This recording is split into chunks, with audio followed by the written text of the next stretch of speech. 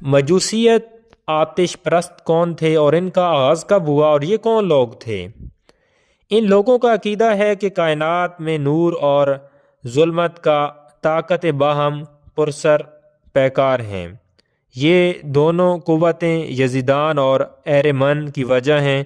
یزیدن نور اور اہرمن ظلم کی برائی کی تحریک ہے۔ وہ آگ کو نور کا مظہر سمجھتے تھے، اس لیے آگ کی پرستش کرتے تھے۔